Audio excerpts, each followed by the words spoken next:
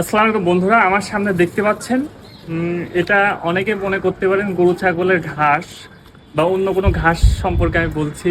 গরু ছাগল কিন্তু আসলে সেটা তা না। এই ঘাসটা আসলে আমরাই খাই। এটা হচ্ছে লেমন গ্রাস।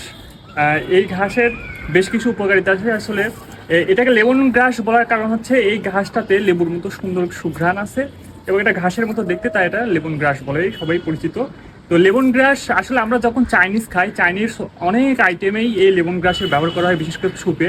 এবং দেখবেন আপনারা যারা বাসা বাড়িতে যখন স্যুপ রান্না করেন, স্যুপের চাইনিজের মানে রেস্টুরেন্টের স্যুপ এবং বাসার স্যুপের যে ফ্লেভারটা আপনারা মিলাতে পারেন না, তার মূল কারণ হচ্ছে লেমন গ্রাস। আপনাদের যদি লেমন গ্রাস দেন না বলে চাইনিজের মতো অথেন্টিক ফ্লেভারটা আপনারা পান না।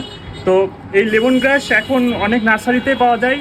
আপনারা যদি বাসার ছাদ বাগানে এরকম একটু টবে লেমন গ্রাস রোপণ করে রাখেন, তাহলে আপনারা চাইনিজ যে আইটেমগুলো বাসায় রান্না করেন সেখানে লেমন গ্রাস ব্যবহার করলে চাইনিজের অথেন্টিক ফ্লেভার এবং স্বাদটা পাবেন।